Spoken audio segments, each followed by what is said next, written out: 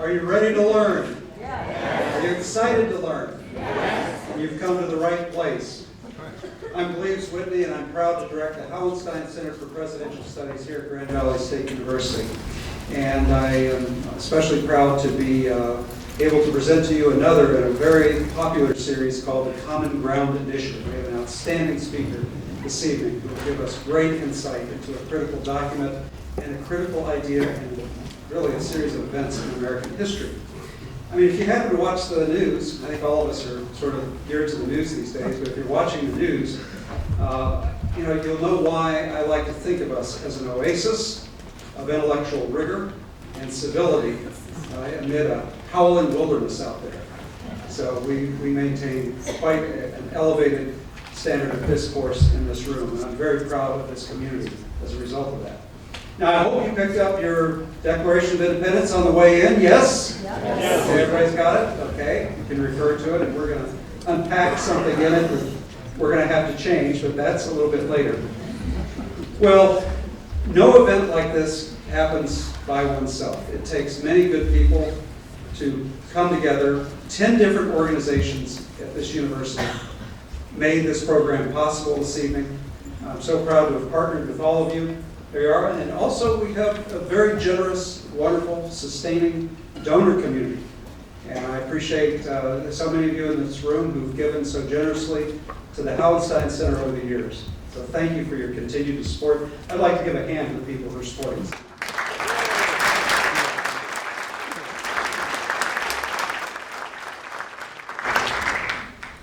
I'd also like to recognize some individuals here this evening. Grand Valley's had unrivaled leadership. If you look at higher education, the tumult in higher education, we've been really fortunate. And right here in the front row, for example, President Emeritus Don, First Lady Nancy Lovers, we appreciated your leadership and your continuing involvement with us over the years, Don. I see also we have our Provost, Maria Cimitelli, although I cannot see where she chose to sit. But, yep, there she is, Maria. Thank you, Provost Cimitelli. We have the Hauenstein Center family, represented by Brian and Lilia Hauenstein at the end of the front row there. We have the advisory cabinet of the Hauenstein Center, represented by a lot of people in this room. Sarah Lynn Coop, Noreen Myers, Kyle Irwin, Marilyn Teich, and many others. So much appreciated that you're here. And we have so many Cook Leadership Academy mentors. In fact, I encourage you, if you have not been a mentor yet to our outstanding Cook Leadership Academy fellows, consider becoming one. And the little secret is that you get more out of it than the students do. This is almost a universal experience for the mentors.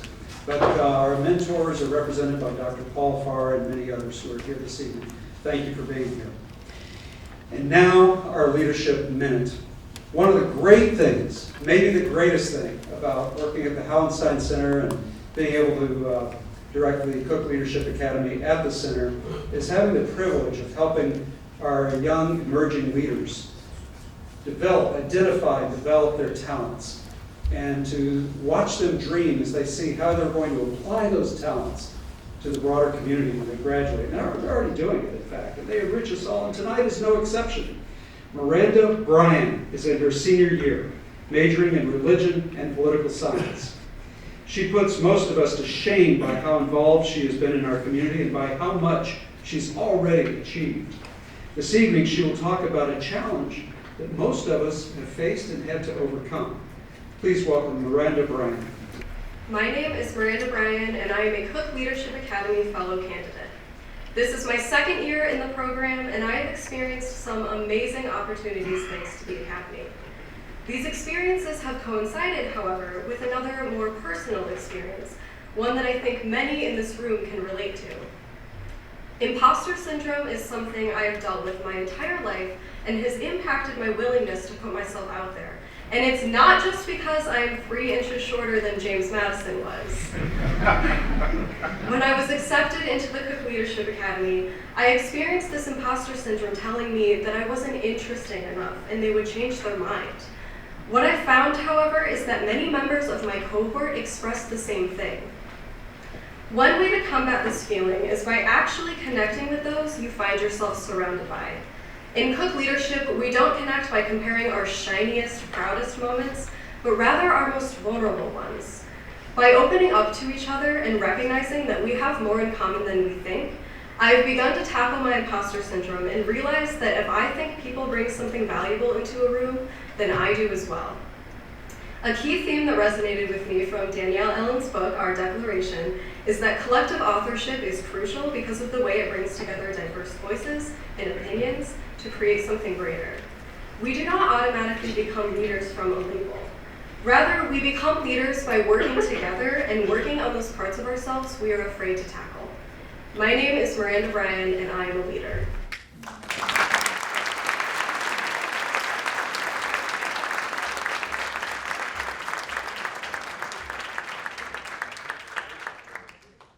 Well, thank you, Miranda. You may be a little shorter than Jimmy Madison, but we look up to you. Now for our feature attraction. Danielle Allen possesses a resume that is as impressive as it is long, so I only want to give you a few highlights of what I think you need to know to enjoy her presentation tonight. She teaches at Harvard. She directs the Safra Center for Ethics and also a principal investigator for the renowned Democratic Knowledge Project on campus. As a political theorist, she has published broadly in democratic theory, political sociology, and the history of political thought from ancient Athens to postmodern America. She is the author or editor of more than a half dozen books, and our favorite at the Hauenstein Center is this one, Our Declaration, which we're going to be hearing about here pretty soon. Now, somehow in between all of her writing and all of her teaching, she finds the time to do considerable service. She's been the past chair of the Pulitzer Prize Board and currently serves as a member of the American Academy of Arts and Sciences and the American Philosophical Society. Now, this is an impressive resume, to be sure, but there are some X factors in Danielle Allen's personality that I think need to come to the fore, too. Let me just mention two of them. One of the things that really impresses me about her is her intellectual curiosity. If she has a question, she relentlessly, tenaciously pursues the answers to that question. As a result, she's come up with some pretty amazing thoughts about important things in American history and political theory. And also, she has an abiding love for our nation that comes through in her writing and the founding document that helped give expression to what this nation was about early on. In her own words, if I may, Danielle, I didn't tell you that I'd like to quote a little bit from your book, but I would like to quote a little passage here. She's agreeing, she's smiling. And that's something, you're up at the podium, you can do anything you want. She says, my argument, conveyed through my expression of love for the Declaration, is that I endorse its egalitarian case. I judge it valid and worthy. It is in the hopes of conveying the Declaration's egalitarian argument as clearly and succinctly as possible that I have written this book. With my reading of the Declaration, then, I hope to have brought us into awareness of our own democratic powers. I hope to have inspired the conviction that their source is inside us, all of us. I hope I have made visible the democratic art of doing things with words.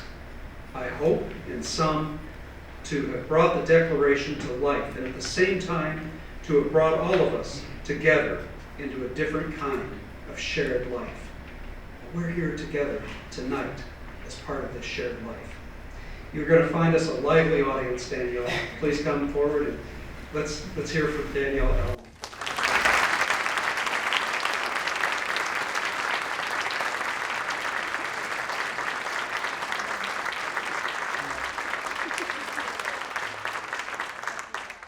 Good evening. Good evening. Oh, you guys can do better than that. Good evening. Good evening. That's great. It is cold here, colder than Boston, which is surprising to say, but it has been very warm inside. You promised me that, please, and that is what it has been. And I wanted just to start by saying thank you for the generous invitation, and thank you to the many members of the Hauenstein Center who have already given me such a warm welcome today. I said repeatedly, I am really impressed by this community, and everything I see just continues to impress me further. Thank you, Miranda, for that wonderful leadership minute. What a terrific ritual, and I'm just delighted to have had the chance to be part of it. So thank you. I am here to talk about the Declaration of Independence tonight, a text I love, and I'm hoping to encourage all of you into that same love. That goes against the grain. There are lots of reasons we can list right off the bat not to love the Declaration of Independence. Wasn't Thomas Jefferson a slave owner? What about women in the Declaration? I will come back to all of those themes. They're important, not to be disregarded at all.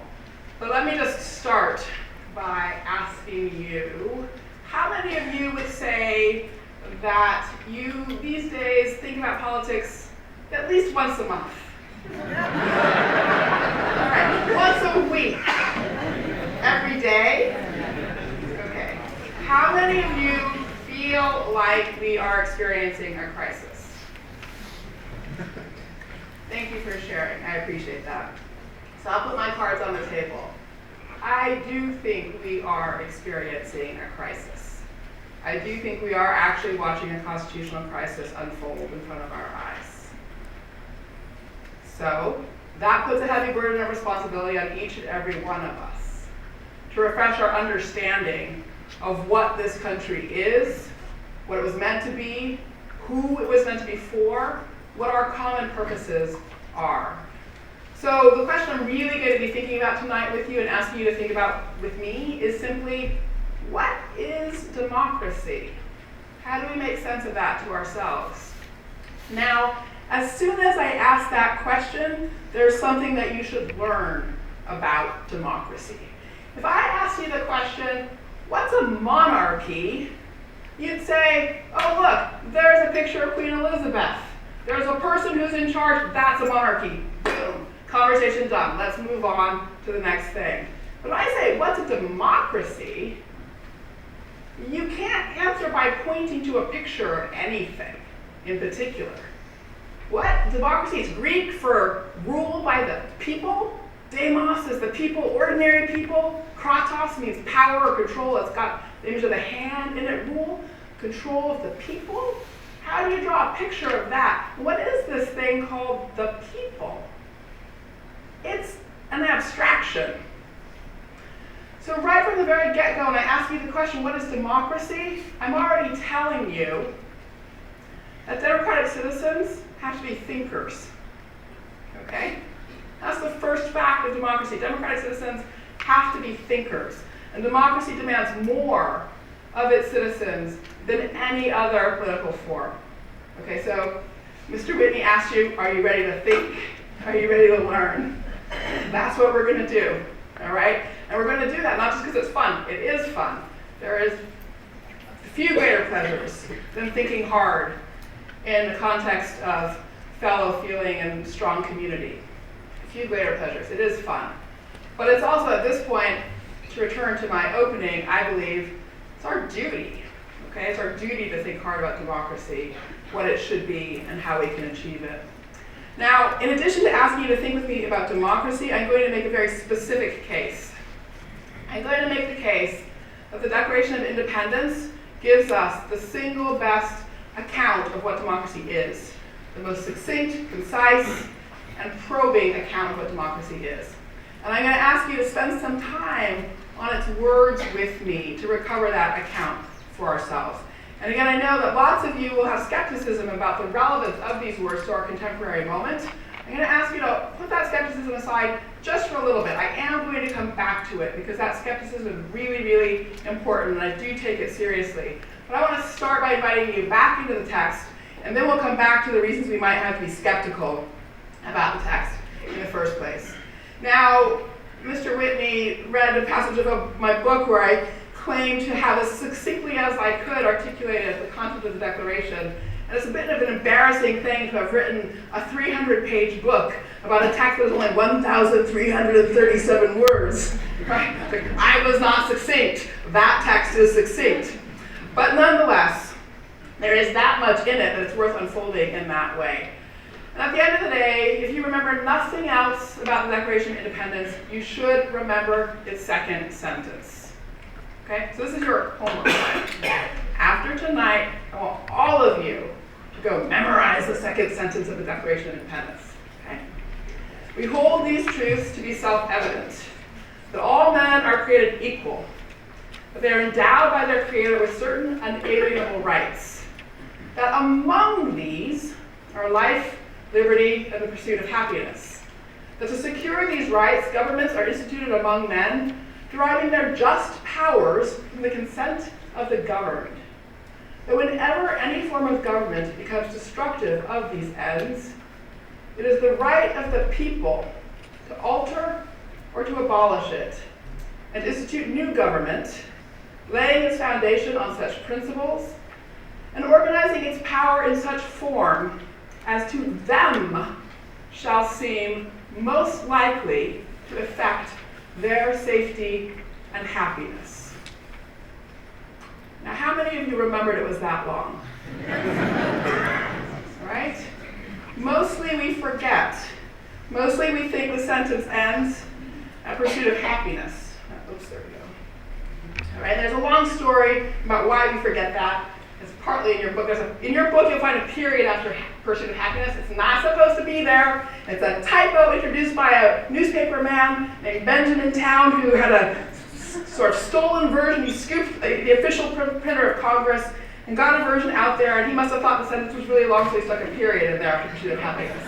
And half the newspapers in the country copied him, and as a result, other people copied him, and as a result, the National Archives prints this on their website with a period after pursuit of happiness. But this is how Thomas Jefferson wrote it. This is how the Secretary of Congress, Charles Thompson, wrote it into the Congressional Minute. This is how John Dunlap, the first official printer of Congress, printed it. Okay, it's one long sentence. Let's spend a little time with it, all right? So, what are the things to notice about it? It's a single sentence that makes a very concise argument. It's a theory of revolution, a philosopher would point out, and it consists of two premises and a conclusion. Very straightforward. Premise: human beings have rights. Here are some examples. Life, liberty, pursuit of happiness. Right? No, there are examples. Did you notice that? All men are created equal. They are endowed by the Creator with certain unalienable rights. Among these are life, liberty, and pursuit of happiness. It's not an exhaustive list. That's already a little clue. The Declaration is telling you that it's your job to think about what are the rights. What count as rights? We're having a big debate right now about whether health is a right, for example. It's a reasonable debate to have. The Declaration asks us to think about exactly that question. So the first premise is people have rights. The second premise is that human beings build governments to secure those rights. Government is something we make. It's a tool. It's a good tool. It's a tool we use to secure rights. All right? Conclusion. It's actually a missing premise, a real philosopher would tell you, okay? The missing premise is, if you've got a right to something, you have a right to the thing that you need to secure it. And therefore, the conclusion is, if the government's not delivering these rights, you have a right to change the government so that you can secure those rights. Okay, it's a beautifully constructed, long sentence, premise, premise, premise, conclusion. All right, and if you look at it really carefully, you'll notice that that argument is bookended by the concept of happiness. All right, that we have this individual right to life, liberty, the pursuit of happiness. But why? Because then we're going to work together to build institutions that secure our rights and deliver what? But not my happiness. Our safety and happiness. The sentence moves from I to we. That's the work of democracy. It's not about me. It's actually about something we do together. Okay, so what's the something we do together? That's the thing we have to dig into next. And that's where we get to the concepts of freedom and equality. The thing we do together is called freedom and equality.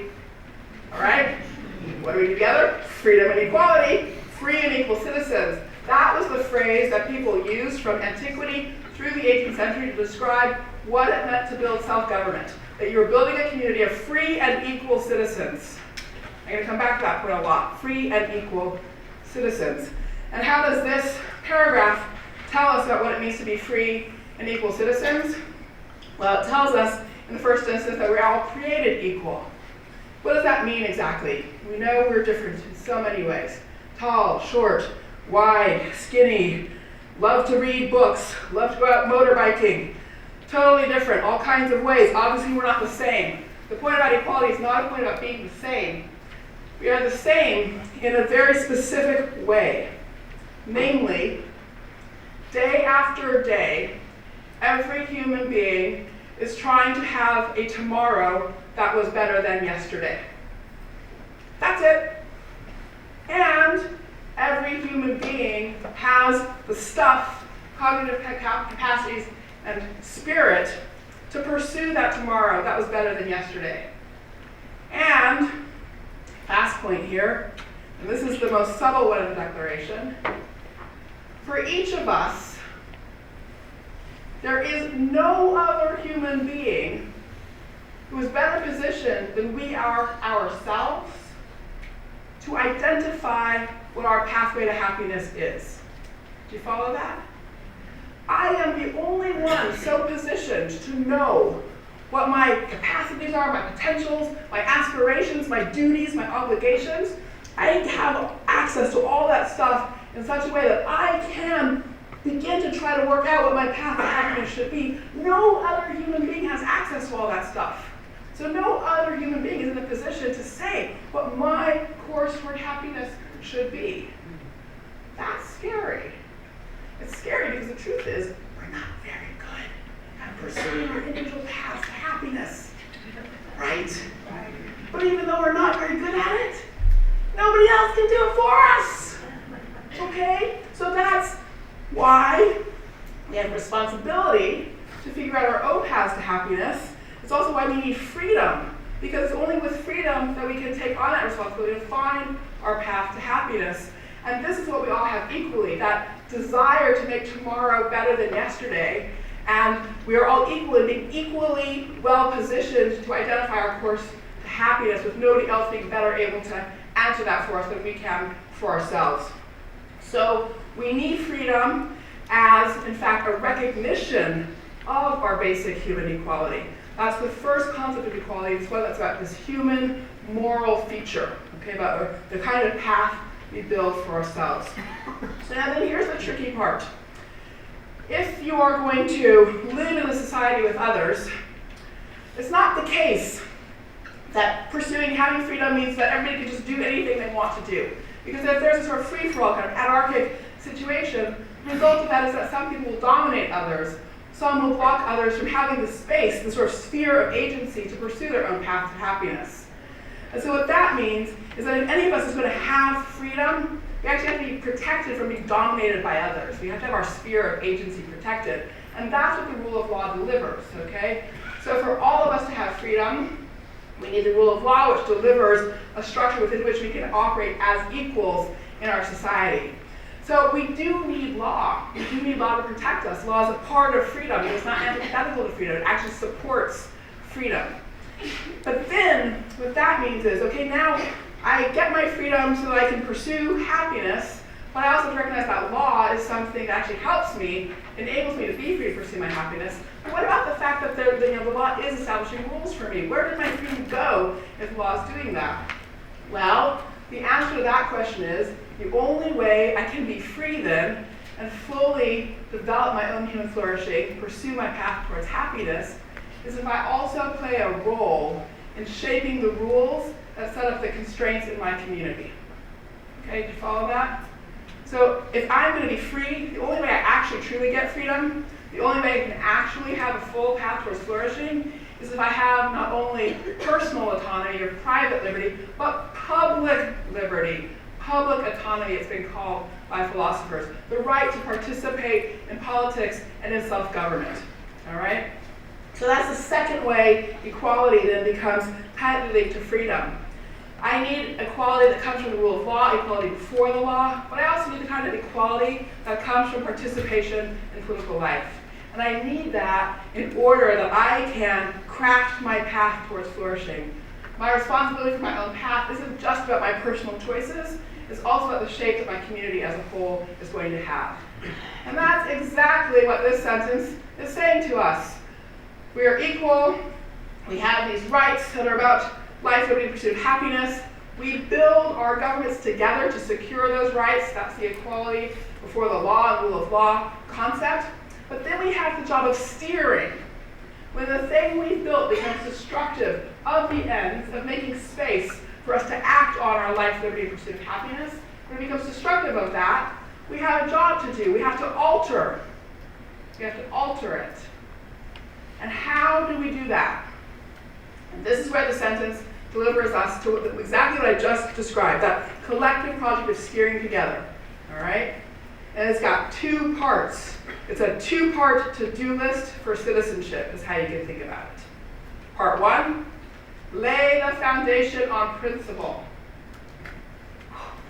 We don't do principles anymore in our public life. Lay the foundation on principle, okay?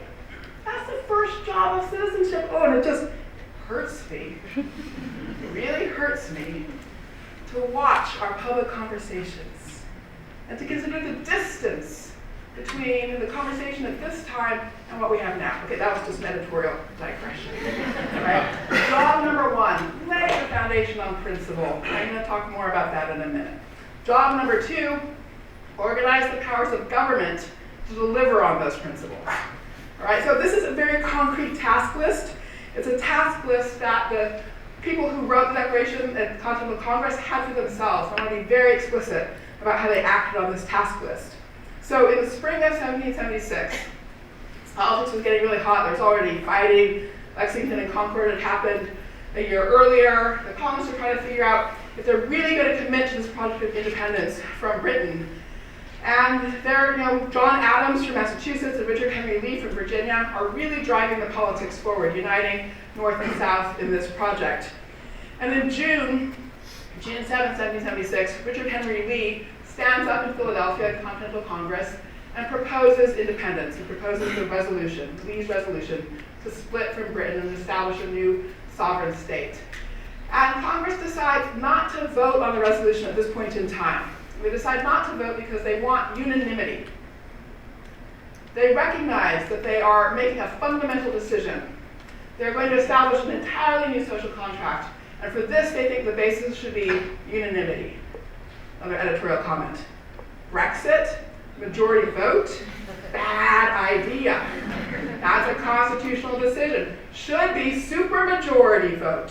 Okay, end of the editorial comment. So June of 1776, they thought they needed unanimity if they were going to break from Britain.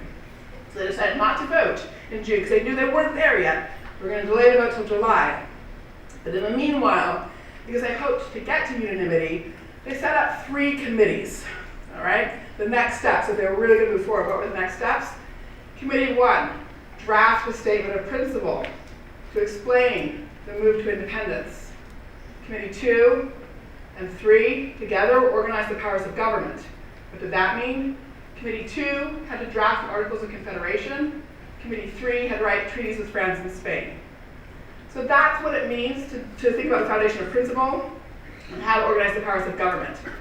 The committee that was charged with drafting the statement of principle, what came out of that? Yeah, exactly. That's it. That's how we got the Declaration of Independence. It was just a committee task.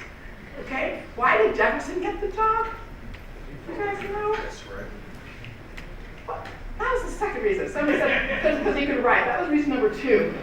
Reason number 1, as he was young, not very busy.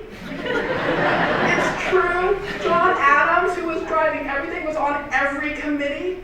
Okay, he didn't have time to write the Declaration. He said, "You little dude over there, young guy, you can write," he said. "Let's get you elected chair of this committee," because the way it worked was you elected a committee, and whoever got the most votes would be the chair and guide the process. So John Adams worked the politics behind the scene and got Jefferson elected chair by 1 vote. Adams came in second, Franklin right behind, then Roger Sherman of Connecticut, and Robert Livingston. 5 people worked on the Declaration. Its text has Adams's and Franklin's hands all over it. I won't go into that now, but it's just an important thing to remember. And so yes, Jefferson, he had time on his hands. He also wasn't very social. So he used to live on the outskirts of Philadelphia, and that was another reason he had time on his hands. In fact, one of my favorite bits of his letters is he wrote a letter home to a friend at one point and said, "I reserved all this time for writing letters, but nobody's writing to me." Anyway, so John Adams said, "This guy needs something to do. Okay, we'll give him the Declaration." So that was the first committee. But the Articles of Confederation and the treaties with France and Spain, that's organizing the powers of government. That's thinking about political institutions. So a civic responsibility requires both thinking about the foundation of principle and thinking about political institutions. Now let's just come back to that foundation and principle part. Again, what does that really mean? What that really means is to have conversations with fellow citizens about shared values. What are our shared values? Can we even have that conversation anymore? That's the first thing we have to figure out, because the truth of the matter is, if we can't, there's no hope for us. So, oh well. All right, so that's your first job, because first homework was memorizing this sentence. Second homework is figure out with friends and neighbors, can you actually have conversations about shared values? What's a way to do that? One way to do that is to start with this list of rights and ask, is this the right list for right now? How do we want to think about rights? What rights do we care about? What rights are we worried are not getting adequate protection? And so forth. And the conversation can go from there. But one has to be ready to expect people to have very different views, and then to think, finally, about compromise. Okay, that's the other thing that this sentence is teaching us about in a deep way. This is in some sense the hardest part of its lesson. So just like the Constitution, the Declaration has deep and profound compromises in it. One good one and one bad one. You already know what the bad one is. But I'll say more about it. So what's the good compromise? The good compromise is how the Declaration thought about religion. Okay? So I've only given you a little snippet here. Jefferson didn't actually put creator in. That was Congress's revision. And that word, and then the other words for God, supreme judge and divine providence, were also added by Congress, because there were lots of different points of view about religion in Continental Congress. There were Christians of a variety of kinds. There were deists who really were committed to a concept of nature and natural law, and there were atheists at the convention, or at Continental Congress rather. And so you can see their effort to come up with compromise language in phrases, for example, the first sentence, where they talk about the laws of nature and nature's God. It's like a belt and suspenders approach to justification. If you believe in God, you can take the God part. If you don't, you can take the nature part. And that way they're getting both kinds of justification together. And the words creator, divine providence, and supreme judge are very carefully chosen not to convey any particular doctrinal commitment. They're open-ended, so that people of a variety of different points of view could all sign on to the same document. It's really important to recognize that what they had at the founding was not one single original point of view. Okay? They had what philosophers call an overlapping consensus. What does that mean? An overlapping consensus is when people agree to do the same thing and to a set of terms for different reasons. And that's what they had. They didn't actually agree all the way down on everything, which is why they had a civil war eventually. The way you know they didn't agree on everything is the fact that the disputes ultimately turned into a civil war. Okay? So, now, what's the other compromise in the document? It's the slavery compromise. And that's the bad compromise. And I want to spend a little time on comparing these two compromises, because I think if we focus on them, we can start to work out the difference between a good compromise and a bad compromise. And we all know that right now, from most people's perspective in this country, the only kind of compromise that's a good compromise is no compromise, right? So somehow we have to kind of recover what a compromise is. So the bad compromise is the slavery compromise. And what happened there? In the first draft that Jefferson and his committee members submitted to Congress on June 28th, they actually had a long passage condemning the slave trade and condemning King George for the slave trade. In addition to condemning George for the slave trade, they actually described the trade as a violation of human nature and as violating the sacred rights of life and liberty of the distant people in Africa. Okay? In other words, the very same vocabulary of sacred rights that they were using for themselves, they also applied to Africans who had been enslaved. Right? Congress cut that out. That's a pro-slavery moment in the creation of the Declaration. So what's the anti-slavery moment? The anti-slavery moment is life, liberty, and the pursuit of happiness. What word did pursuit of happiness replace? Property. Bingo. Philosophical tradition by that point had gotten used to talking about rights in terms of the trio of life, liberty, and property. But in the fall of 1775, Virginia's Lord Dunmore, Royal Governor of Virginia, Lord Dunmore, had decreed that any enslaved person who ran away, escaped slavery, and fought for the British would be free. All right? This radicalized the Virginians. So this is where we get to the sad story of American history and the Declaration. What brought the Virginians finally to the side of fighting for independence? The desire to protect slavery. Okay? It was the fact that the British had issued this emancipation decree, basically, that radicalized the Virginians and made them decide it was time to fight the British. And the language they used to describe this was that King George was violating the rights of property with this kind of decree. And from that point, in the fall of 1775, the defense of property became tightly linked to the defense of slavery. And so they are having debates all spring about how to talk about this project they're embarked on together.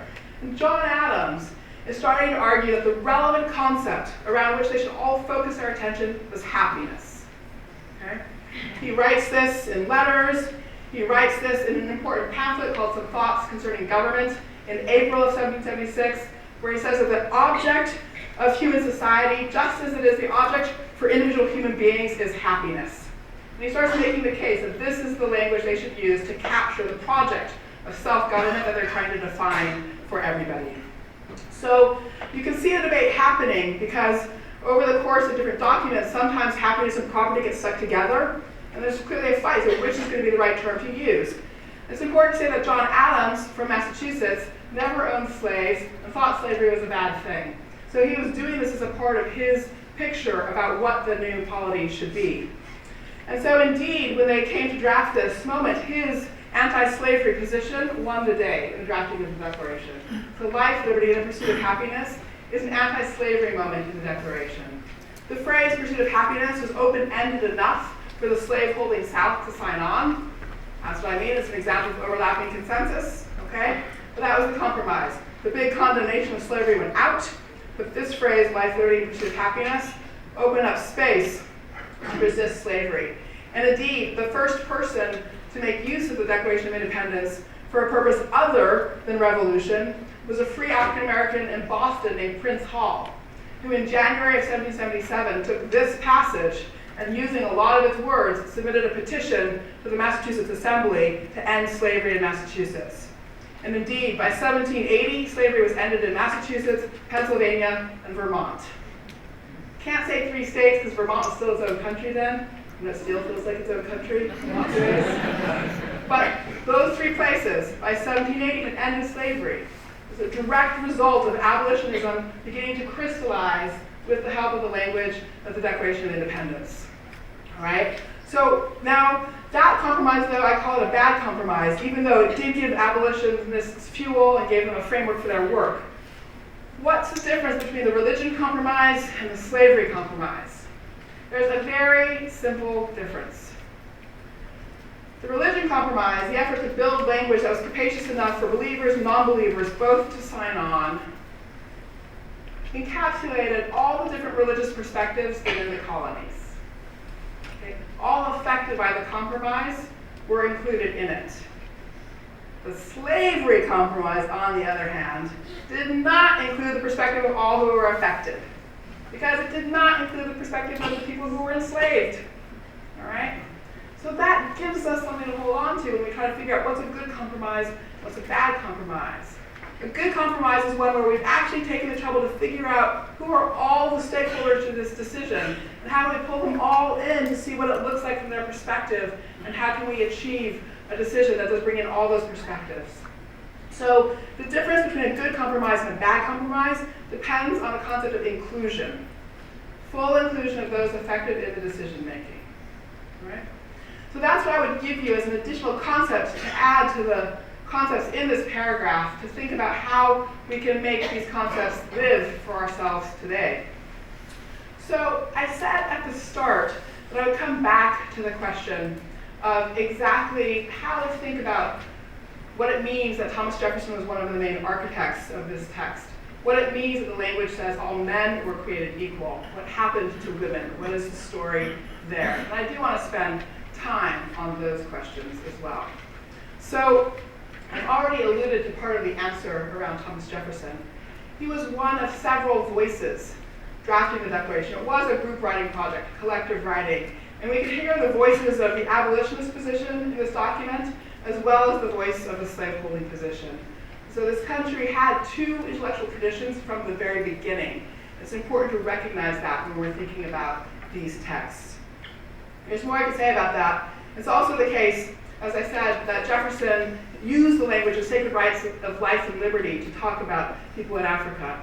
In other texts, John Adams explained that he did think that the principles applied to everybody. So they were actually having an active conversation about to whom the principles applied. So that leads to the hard question of, if they had that conversation, how is it that they could have made these decisions to maintain slavery and made the decision to maintain sort of patriarchal structures of government? So I want to turn then to the question of women and where they fit in. Here, there are a couple things to say. So the first is that the word men here was used at the time in a broadly universal way to incorporate all human beings. And we know that again from some of the passages that were cut out of the draft. So when Jefferson was writing the passage critiquing the slave trade, and he talks about the violation of the rights of Africans, he talks about one of the terrible things that was done being the fact that men, he puts it in all caps, underscoring the humanity of enslaved people, men were bought and sold in slave markets.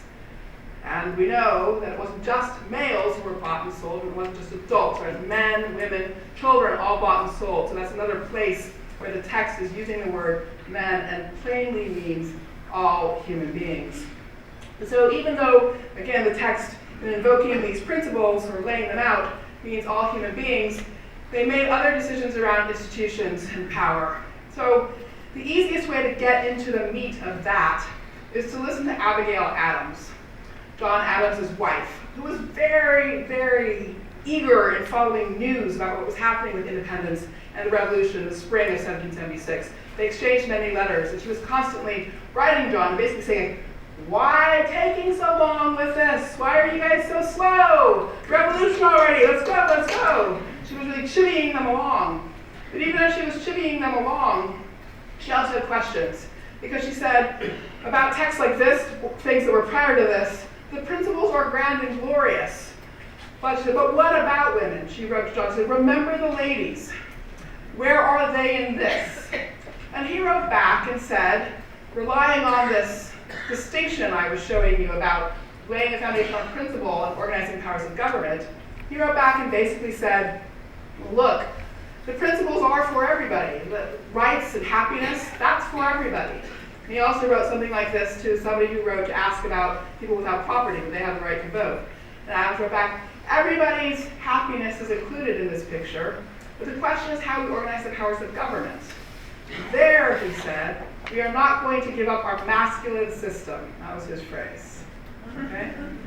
So they actually thought that there's a philosophical position that they could lay the foundation on the principle of rights for all and the need of all for flourishing, for human flourishing, and also organize the powers of government such that the power resided in the hands of men with property.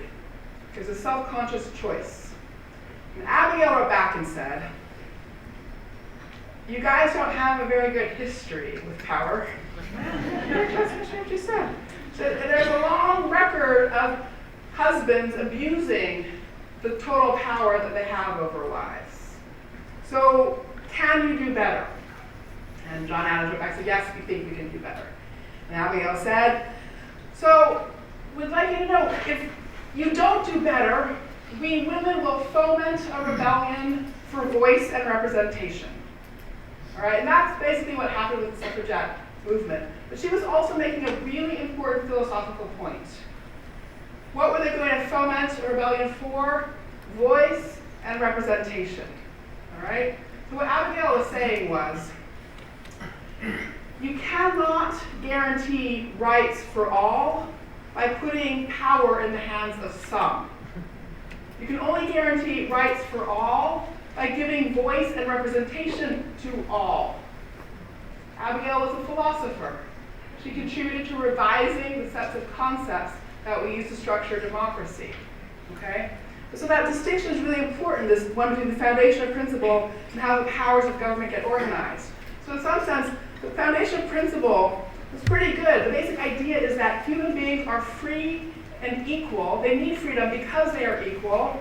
And to have freedom, they need to have self-government. That's the kind of core foundation and principle. And then the question is how you organize the powers of government. And what we've come to learn over time is that you have to organize the powers of government in an inclusive way, where all people have voice and representation. That's the only way to make good on that foundation of principle. Okay? So this is the work that was started for us, but which is on our plates today. So to really think about what it means, what is our foundation and principle? Let's revisit it. Is the account that Danielle just gave you about what it means to be a free and equal citizen satisfying? Is it sufficient? Is there more to be said? Do we know how to organize the powers of government to deliver on that? That's the second half of the question. And so the equality that I've been tracing for you here, thinking about this declaration, what I've really focused on is political equality. And when I think about political equality, I'm thinking about our political institutions, but I'm also thinking about all the organizations of civil society. It's not well known that Martin Luther King, for example, when he was laying out the project of the civil rights movement, thought that a part of it was about the March on Washington and changing laws in the 1964 Civil Rights Act.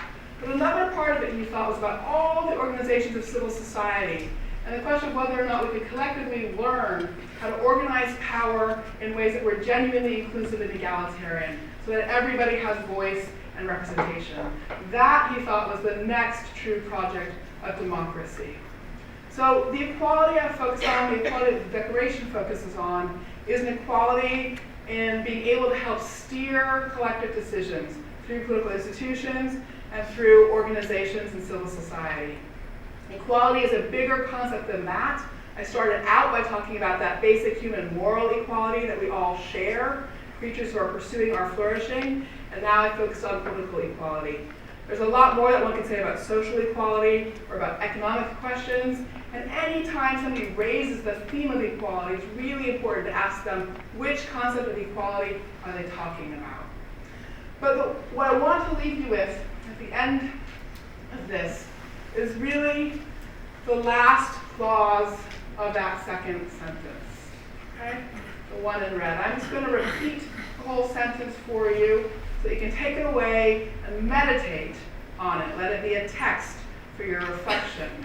But own especially the last sentence, which is the charge to our generation, right? We hold these truths to be self-evident, that all people are created equal. They are endowed by their Creator with certain unalienable rights. Among these are life, liberty, and the pursuit of happiness. That to secure these rights, governments are instituted among humankind, deriving their just powers from the consent of the governed. That whenever any form of government becomes destructive of these ends, it is the right of the people to alter or to abolish it, and to institute new government, laying its foundation on such principles and organizing its power in such form as to us shall seem most likely to effect our safety and happiness. Thank you. I said she's on such a roll, we ought to go straight to questions. So we're going to keep our little chat brief so that we can have some great questions from the audience. You know, you raised so many great issues, and I hardly know where to begin, but let's go to the next document. To what extent did the Declaration inform the Northwest Ordinance of 1787? And then after that, to what extent should the Declaration of Independence be the groundwork for interpreting the Constitution of 1787? Well, I'm going to focus on the Constitution, because I'm glad you asked me that. That was actually something I wanted to talk about, and I neglected to get to. Because I often hear people say, the Declaration, a lot of pretty words, you know, but what does it really mean? We don't need to take it seriously as a legal document. That's a mistake. Why? So, first of all, Congress voted on it, okay? It was a document passed by a vote of Congress. So in that regard, it has authority as one of the pieces resolution produced by Congress. Okay, it's not a law, but it's nonetheless a congressional resolution. And more significantly, during the Constitutional Convention, they got stuck, you'll remember, because they had all the sort of difficult pieces to work out, small states versus big states, the problem of enslavement again, and so forth. And because they got stuck, they assigned the work of trying to really work out the difficulties to a committee of detail, which met in the middle of July. When that committee of detail met, the first thing they asked, people have missed this, was, do we need a new statement of principle, or is our job just to reorganize the powers of government? Do we just need a new governing instrument? And they debated that question and decided they did not need a new statement of principle. Their job was just to reorganize the powers of government with a new governing instrument.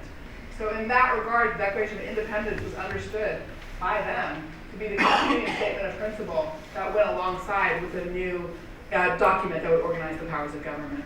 So from my point of view, the Declaration is absolutely fundamental to understanding the Constitution. Danielle, earlier this evening, we had a fascinating discussion about the effect of the American Revolution on slavery, not only here in the United States, but abroad. Right. That was fascinating. Would you please recapitulate our conversation? Sure. So I had to, I mean, this is a little bit of a longer story, but so I've had the great pleasure for the last couple of years on working on gamifying the Declaration of Independence. That is, turning the Declaration of Independence into a video game. A lot of fun. But when we got going on this project, the game designer that I was first working with had an initial idea that what we should do was kind of build a game that starts with a dystopia, where the dystopia is the world that would exist if the Declaration had never happened. And so I was like given the job of going away and thinking about, well, what would this dystopia be like if the Declaration never happened? And I was like, I thought. Literally, it took me weeks. Okay, this is very embarrassing how it started. I'm like, I know, it would look like Canada. That's what it would look like. It's true, because that's what Canada is. It's the part of the colonies that didn't have a revolution. So I was like, oh, so that's not very dystopic, is it? And not only that, but this really drives home the point that slavery was abolished in Britain before it was abolished in the U.S. So, ooh, maybe the revolution wasn't such a good idea. But then I realized, because thought's always dialectical, right? There's always like a thought and then counter-thought. So there's, oh, but you know what? Why was Britain able to abolish slavery faster? Because they got rid of the slave interest. Because we took it. Because the South was gone for Britain. It no longer had a role to play in British politics. Abolitionism could gain force in Britain. Then I realized, actually, in a funny way, by starting to shrink the amount of territory that slavery was directly affecting, actually opened up space for abolition in Britain. Okay? And then that, abolitionism crystallized in Britain and helped drive abolitionism in the US. So as I started to think about it, I realized it was really important to continually reduce the amount of space owned by the slave interest. That really, I think, was the sort of secret, ultimately, to getting past it. So having said that, I want to say out loud a couple things. Slavery is alive.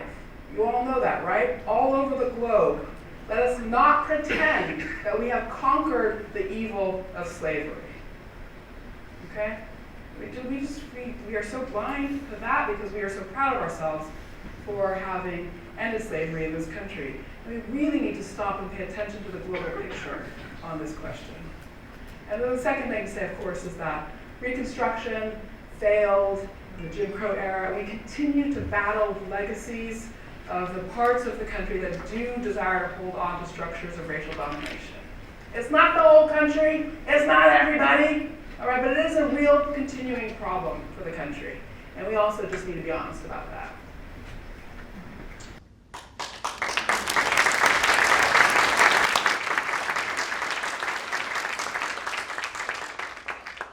I want to start seeing people come up to these microphones here.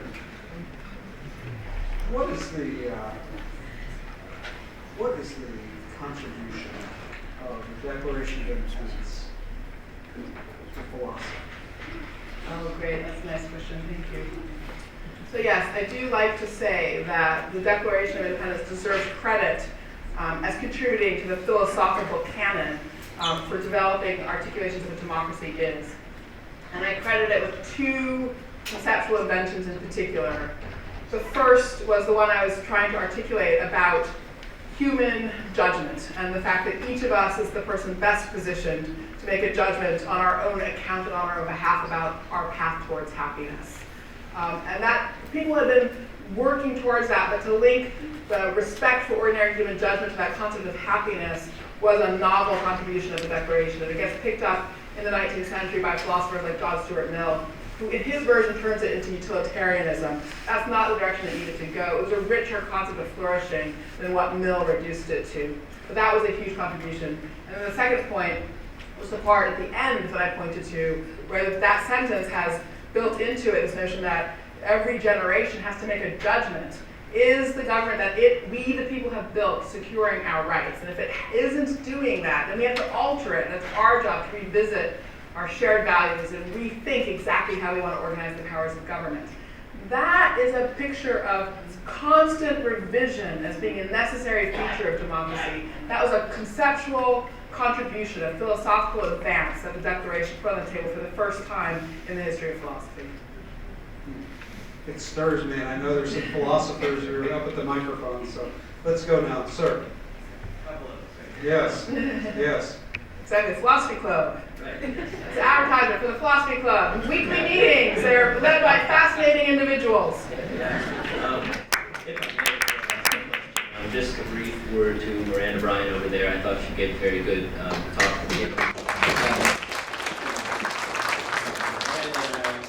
Semester, and I've been sitting 2 seats down from her for 10 weeks, and I never knew who I was sitting next to. So thank you for sharing your story, and congratulations on your accomplishments. Danielle, I'm wondering, something stuck with me from the beginning of your talk. You talked about how what we have in common is that we are all searching for a tomorrow that is better than yesterday. And it reminded me of a line from the songwriter Bob Dylan. In a song he says, "Yesterday is just a memory, and tomorrow is never what it's supposed to be." Right. And there is this, we always kind of have these struggles of that tomorrow that we're looking for is just elusive. And I'm wondering, in the context of these political situations where it's elusive and difficult and it's a big struggle, how do we sort of resist that kind of mentality that, tomorrow's never what it's supposed to be, and how do we maintain hope in the face of these things like a constitutional crisis? That is a deep question. So I didn't spend as much time as I might have talking about how we get from the I to the we, to my rights to life, liberty, and pursuit of happiness, to our shared safety and happiness. And there's only one way to get from I to we, and that is through talking together. Because by the same principle that nobody else can figure out what my path to happiness is, I can't know what anybody else's is unless I actually listen to them. They have to tell me. So it's like you and Miranda talking to each other. You can sitting next to each other. You talk to each other. Sort of learn to share some things, right? And so the point of saying that is that that process of working together on shared values and a shared way of moving forward is actually immensely pleasurable. And so the experience of happiness starts to grow from that itself. And that itself becomes a part of the picture of happiness. It's not the whole picture of any given person's happiness, but I think your leadership program is about that. What does it mean to be a participant in a community, to own, to take responsibility for the shape of that community? It's very fulfilling, people find, on the whole, right? And so beginning to search for happiness with others is actually forward movement towards happiness. So hope in our current time, I keep really just trying to encourage people. This is going to sound completely lame. And I honestly don't think anybody's taken me up on it yet. But take a handful of people to lunch, okay? And I used to say take people who disagree with you to lunch. I might give up on that. I mean, that's We do that all the time. Okay, good. I'm glad to hear that. And actually try to have a serious conversation about shared values and what they might be. I'm going to say one more word on that if you don't mind. Oh, absolutely. Okay? Go for it. So I'm sorry, I'm giving a very long answer to your question. I'm a philosopher, I'm used to it. Right, no clocks. Philosophers never use clocks. Anyway. Not for you. So here's the thing. Okay, here's how you can do it. First of all, just ask people what thing they're most worried about, just in the world around them, and then ask them like what personal value they have explains that. You know, is it that their personal value is for sustainability or faith or duty or autonomy or prosperity? What is it? It's just anything. It can be absolutely anything. What's the person's personal value? All right? But then the next question is, okay, there's a list of things that are values that you need if it's going to be a democracy specifically as opposed to a different form of government. And that list is not that long. It's like liberty, equality, liberty and justice for all, unity, because you can't actually have democracy if you can't stick together. That's a really important one. That was Lincoln's contribution to the canon of terms. Okay, opportunity, honesty, rule of law. Okay, there might be a few others, but it's sort of like this is inclusion. I put inclusion. That's kind of terrible. So then the next question is, well, okay, let's say you care about prosperity. Great, that's great that that's your personal value. Which of these shared values does it connect to for you? And like, tell me the story of their connection. Right, now the point of all of that is to say, it's okay that we all have like completely different, diverse sets of personal values. That's fine. That's like one of the glories of America, that we're this huge, heterogeneous country. So the job is to connect your personal values up to this set of shared values. Not even the all, just pick some of them, one of them. Okay, come on, people. All right, and then talk about those linkages. All right. And so that's the point, is that to say shared values is not to say that we all have to believe the same thing. That's not the point at all. Okay? Keep that list of personal values that define who you are and the path that you're cutting through the world. Just take the time and be responsible to link them to that set of shared values so you can actually have a conversation with the person. Okay, well, my picture of freedom is different from your picture of freedom. What's the difference? Why? Like, how do we see it differently? Just like have some of those conversations. Just even one. I keep offering to buy people lunch. I say, anybody who can prove to me they've done this, I will pay. I'll reimburse you for the meal. And literally nobody has taken me up on this yet. As an undergraduate college student, I don't understand that free food is my favorite. Well, there you go. Honestly, send me the receipt and I will reimburse you if you show me that you did this. Anybody here, I promise, I will do that. Actually, one of the things we You got your do. receipt too? Yeah, we're gonna sit down. Okay, we're gonna do it. No, one of the things we do at the Hauenstein Center is I take a lot of the CLA candidates out. And we often start out with a core story. Bob Quinn came in from the University of Michigan. He talked about the importance of connecting through core stories. Don't start talking about politics right off the bat where you're going to start swinging. Take a step back and tell somebody your core story that really made you who you are. And you'll find what's remarkable about that is you'll start finding connections with other people that you had no idea you connected with. I've never seen it fail. Me either. I know. I tell that all the time because they still don't take me up on it. But just so that, like, last answer to your question, then, what's the source of hope? Okay? But the solution is not in Washington. The solution is with all of us. And if we can knit ourselves back together as a people, anything is possible. Thank you.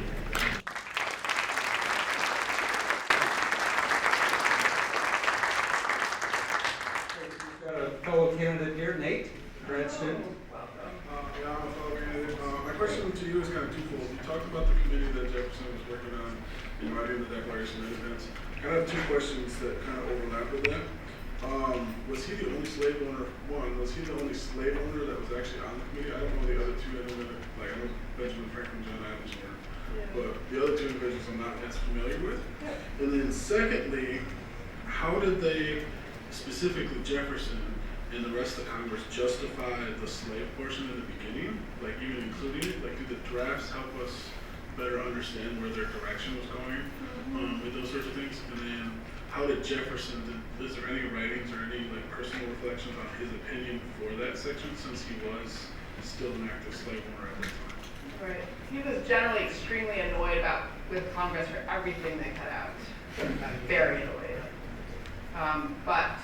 So more generally, he was the only Southerner on the committee, but of course at that time sort of slavery was all over. It wasn't just a strictly North-South phenomenon. Franklin had owned slaves earlier in his life, but by this time had quit and had become an abolitionist and did work then hard with other Quakers in Pennsylvania on abolition. Adams never owned slaves. As I said, Roger Sherman and Robert Livingston both had more complicated relations to slavery. They were not slave owners in an extensive way, but they probably each in various ways did participate in the slave trade and so forth. Roger Sherman at the Constitutional Convention was a reasonably strong supporter of the slave interest despite being from Connecticut and a Puritan. So it was really complicated, but that was the mix. Adams and Franklin were the leading voices other than Jefferson in the committee. And in terms of how they thought about this, so something that people also sort of lose track of is that the generation of folks who signed the Declaration and actually also the Constitution, a lot of things one could say, but one important thing is they actually thought that slavery was on its way out. That as an economic matter, they thought that slavery was on a course to disappear. And what changed that completely was the invention of the cotton gin. Okay? So when Washington says slavery is going to be done and I'm emancipating my slaves in my will, he genuinely believed slavery was on its way out and that he was going to help that through emancipation in his will. And the cotton gin completely upended what people's expectations had been as the economy sort of entrenched around slavery in the South. But so the important thing to say is that they were actually having a real debate about what these principles meant and to whom they pertained. And even Jefferson, appears to have thought that they did actually apply to all people. It's just that his solution to that equality was not a multicultural pluralistic democracy. His solution was that black people should have their world in Africa and white people should have our world here. So yes, they're equal and they deserve a self-governance world and so forth, but it should be in Africa because our culture shouldn't mix. So Jefferson really is the origin of kind of separate but equal conception that dominated the Jim Crow era. Thank you for your questions. Professor Spear. Thank you very much for a very interesting discussion and for your passion as well in the presentation. I guess I want to raise what I think is probably a little bit of a skeptical question or a skeptical worry I have, which is about human psychology and motivation. Yeah. What motivation do people have to be in and participate in a democracy as opposed to some other form of government? Because on the one hand, the way you presented it is very elevating. On the other hand, you've made it clear it's going to require me to talk to people. Yeah, exactly. I don't agree with. No, and I'm not done yet because then you told me I'm going to have to compromise. Yeah, I know. And a lot of people I know, they'll compromise if they have to, but that's option number 2. Yeah. And so this is a question about do you have something to say? Is it really better? Am I better off? In a democracy, or should human psychology find this motivation more compelling than? And because democracy is kind of an outlier in the history of the species, so you might wonder, what are we really built for? And I guess I'd love to hear what you have to say about that. That's a good question. Thank you. Sure. So,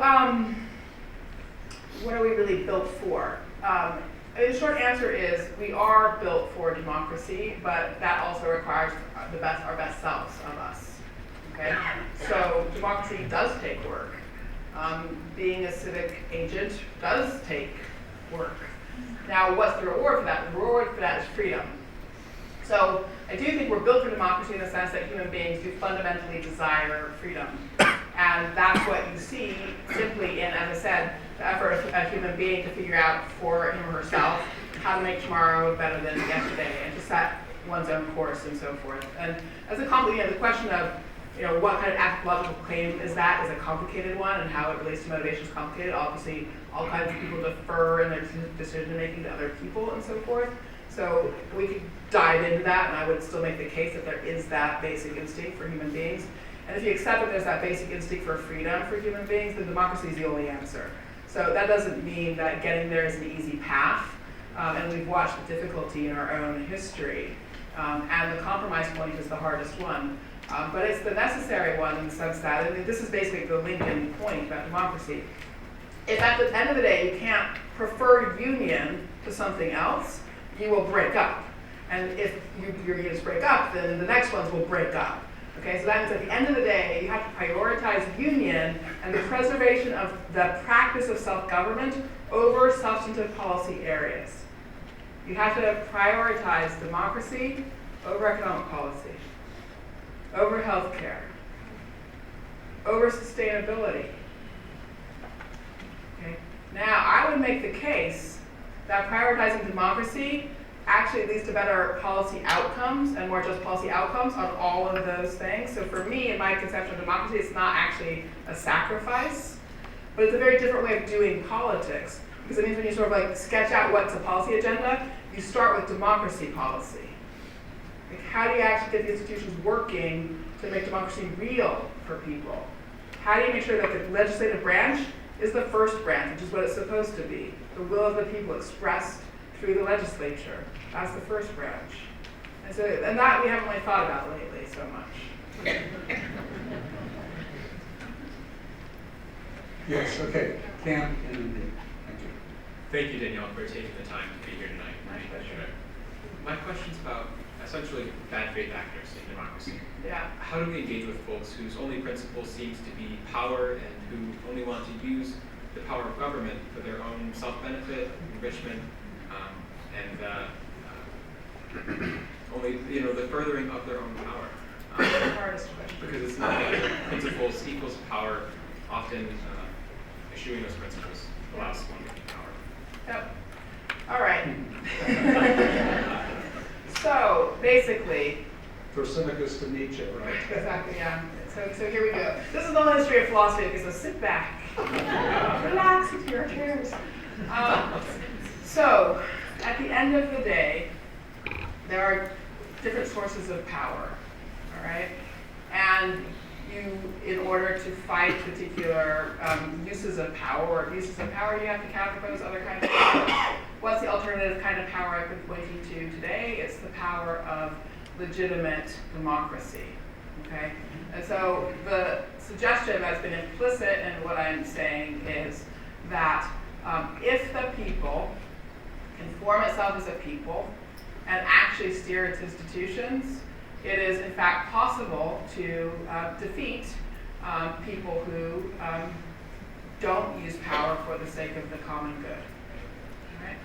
But that depends on there being a people forming itself into a people and using political institutions legitimately. And that's the piece that we kind of are how to do. Not totally, but it's like our understanding of what it means to form ourselves into a people, and as citizens take responsibility for steering our political institutions and make sure they work for us. That's the part that we've kind of lost our knowledge of. So I just give you one very specific example, okay, of the work that we have to do. So one of our problems these days is sometimes called polarization, or called tribalism. I happen to prefer the vocabulary of the founding generation, factionalism. James Madison, in Federalist Papers, articulates Federalist 10, an account of how the design of the institutions is supposed to ward off the problem of factionalism. And it's a very famous argument, you all know it, and we all pay attention to half of his argument. So this is the Federalist paper in which he argues that the solution to factionalism, the thing that will prevent sort of extreme opinion from kind of coalescing and dominating politics, is representation. The idea that people have to filter their opinions through representatives. Representatives will have a capacity to moderate and synthesize and things like that. All right, and that's what we sort of focused on. But what we failed to notice is the other part of his argument, which was that the other thing that was going to make this work was geographic dispersal. Right? The fact that people were spread out, population was broken up by mountains and rivers, and so the only way people were going to be able to get their views into the public sphere, or people with extreme views to be able to participate, would be through representatives. Okay? Right? So is everybody following that? So what's happened to us in the last 10 years? Geographic dispersal has gone poof. People with extreme views anywhere can find each other, coordinate, and collaborate. They don't have to go through representatives any longer. They can have a huge impact on politics without going through any representatives at all, right? So the gatekeeping function is gone. What's taken that out has been the sort of disappearance of geography as a forcing factor, making the system of representation work. Yeah, this is pretty fundamental. What it actually means is that if we want representative government to work, we have to rethink the design. Okay? And that's what I mean when I talk about, are we ready as a people to take ownership of our political institutions and make them work for us? Doing that actually means figuring out how to rebuild structures of representation. Okay? That's like the very foundation of the whole thing. Are we ready to do that? Do we know how to do that? That's the knowledge that we have to rebuild. Thanks for your question. Please.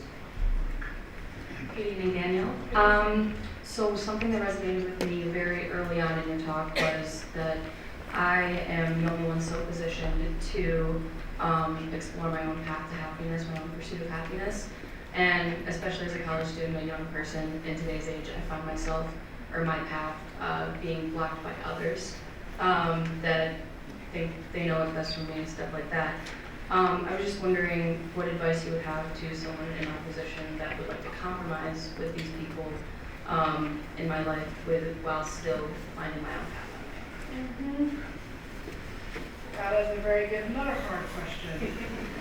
So, I think it's really important. Self-knowledge is the starting point. So knowing with clarity what it is that you seek to pursue. And so a part of knowing that will be a question about what these other people mean to you and what your relationships with them mean to you. And you'll have to make choices about that. And you'll have to make your own decision about how to weigh competing values. The course you set for yourself versus relationships that you hold dear, and so forth.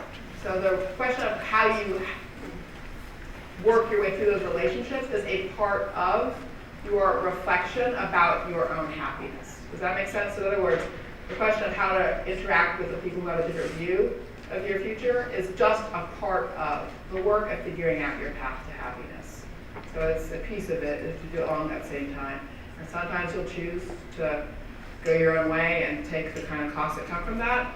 And sometimes you'll choose to find the compromise thing because you, in fact, value the relationship and the hopes the person has for you. And but presumably it's important along the way to build a foundation for communicating so that people can come to hear you. And I will just share that one of my favorite books is a book called How to Listen So Kids Will Talk. And talk so kids will listen. And I find it works very well with adults too. Yes, please. Okay. So I'm also a member of the philosophy club, and yesterday we discussed one of your articles about quitting economic equality and political equality, and there was a line in there that stuck with me that I'd like to connect to your talk about how it's harder to make meaningful, or to have meaningful participation, politically now than it would be, in ancient times. And I was kind of thinking that in terms of, with the internet, with social media, there's a lot more, opinions out there, but it seems, watered down almost. How hard do you think it is now to honestly and meaningfully connect our values in, say, today with social media than it would be in a smaller, more simple community such as Athens? So that's a super interesting question. And Athens was afflicted with its own problems of social relations.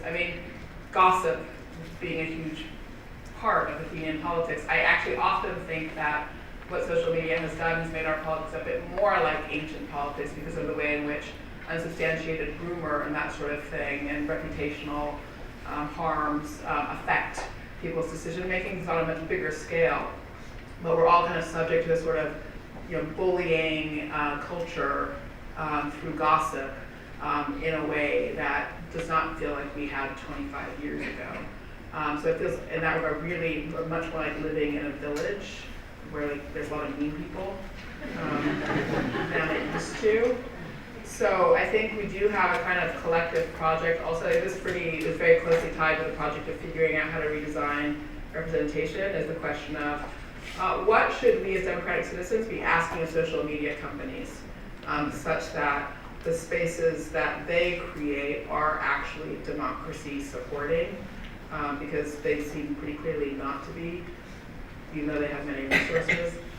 So the thing that I would say is the antidote to the world of social media is to do the thing that can seem boring at first but gets fun quickly, of actually pitching in local politics.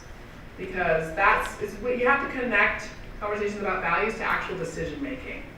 which is not, that's not happened in social media, which is partly why it's like such a crazy free-for-all. It's when you have to connect it to decision-making and there are consequences and people are responsible for them and accountable for them, that responsibility comes back into the picture in terms of how people talk and engage with their opinions and their values. So I think getting practice in real stuff in a local context is the most important thing for recovering the capacity to be an effective civic actor even in the bigger social media space. Sure. Yes.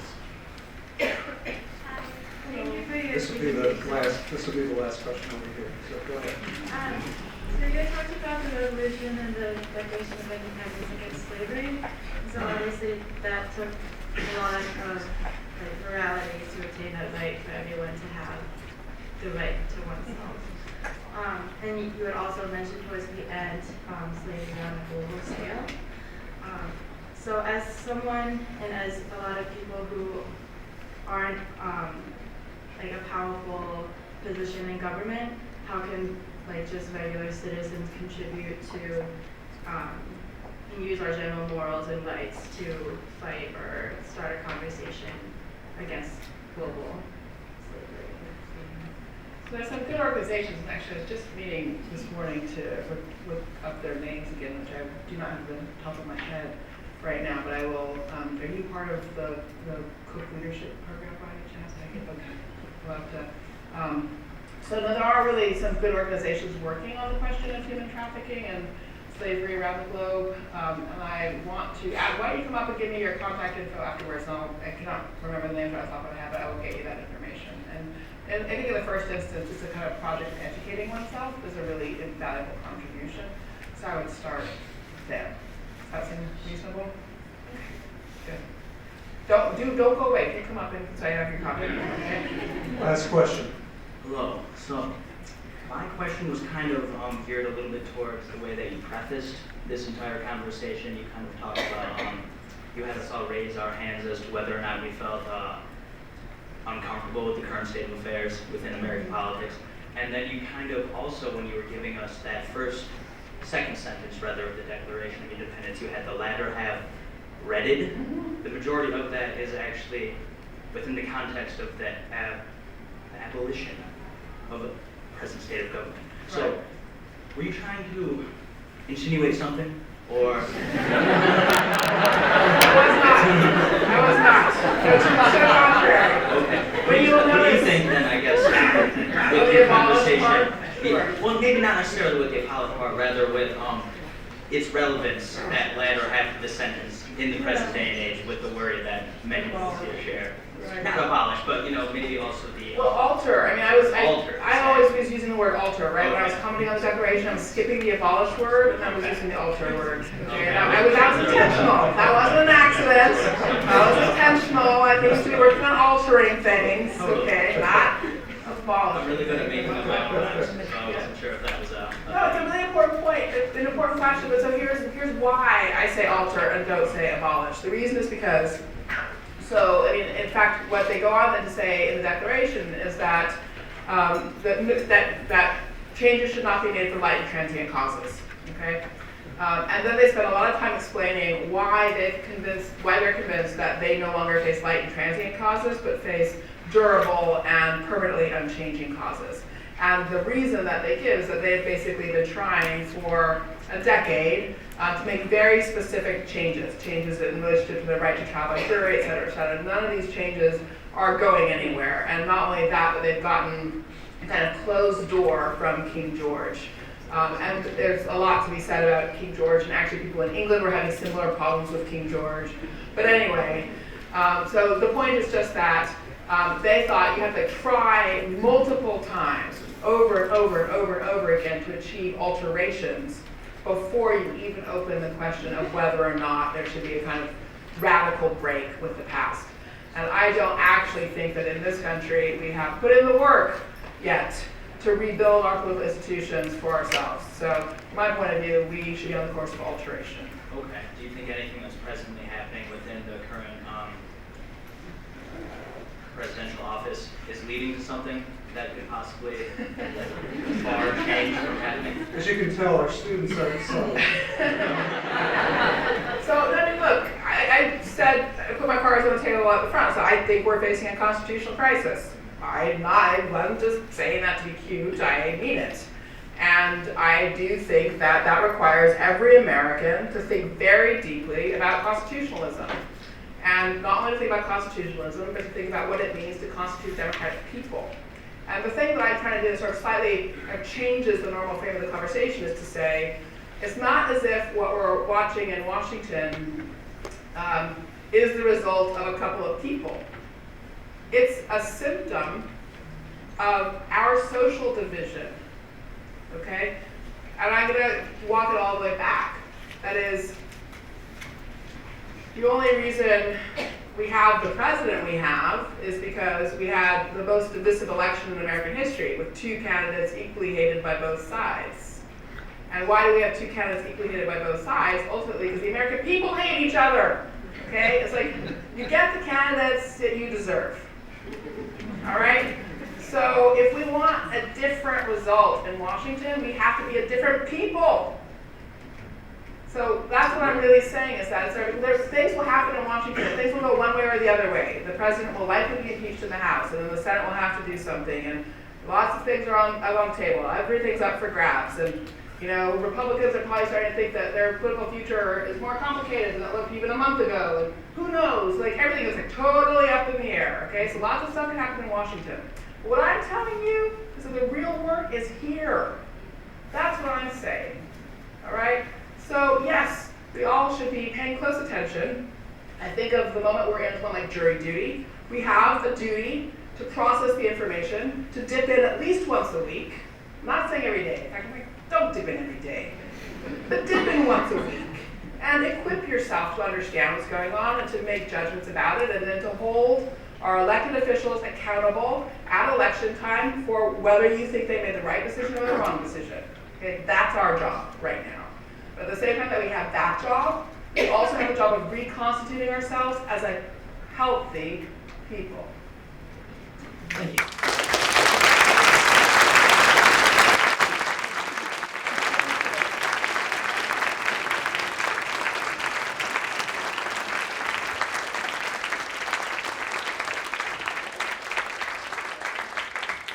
Did you learn tonight? Yes. Okay, very good. If you want to learn more, there's a book, Our Constitution, that's out there. It'd make a great Christmas present. We're already in November. So you agreed to sign? She'd be there to sign copies of the book. Drive home safely. Thank you very much.